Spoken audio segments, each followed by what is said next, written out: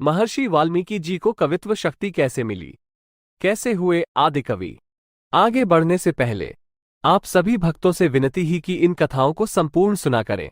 हम पूरी कोशिश करते हैं कि आप तक संपूर्ण कथा पहुंचे, और वो भी सही प्रमाणों के साथ। और अगर आपको ये अच्छी लगे तो अपने कमेंट से हमें प्रोत्साहित करें।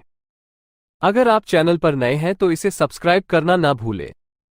चलिए आगे बढ़ते हैं। एक समय की बात है, ब्रह्मा जी ने सरस्वती से कहा, तुम किसी योग्य पुरुष के मुख्य में कवित्व शक्ति होकर निवास करो।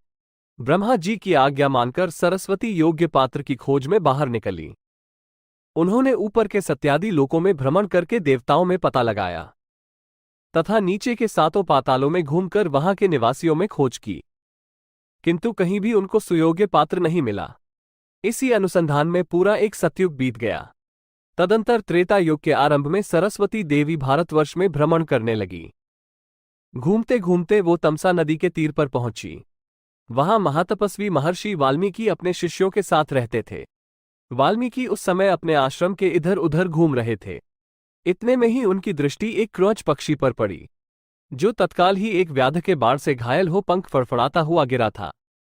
पक्षी का सारा शरीर लहूलुहान हो गया था। वो पीड़ा से तड़प रहा था और उसकी पत्नी क्रोंची उसके पास ही गिरकर बड़े आर्त स्वर में चें-चें कर रही थी। पक्षी के उस जोड़े की ये दयनीय दशा देखकर दयालु महर्षि अपनी सहज करुणा से द्रवीभूत हो उठे। उनके मुख से तुरंत ही एक श्लोक निकल पड़ा। ये श्लोक सरस्वती की ही कृपा का प्रसाद था। उन्होंने महर्षि को देखते ही उनकी असाधारण योग्यता और प्रतिभा का परिचय पा लिया था।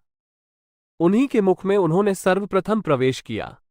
कवित्व शक्तिमयी सरस्वती की प्रेरणा से ही उनके मुख की वो वाणी, जो उन्होंने क्रोंची की सांत्वना के लिए कही थी, छंदोमयी बन गई। उनके हृदय का शोक ही श्लोक बनकर बाहर निकला था। सरस्वती के कृपा पात्र होकर महर्षि वाल्मीकि ही आदिकवि के नाम से संसार में विख्यात हुए। दोस्तों, आपको ये कहानी कैसी लगी?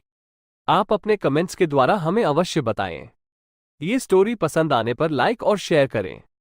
ऐसी ही और कहानियों के लिए हमें सब्सक्राइब कर लें। धन्यवाद।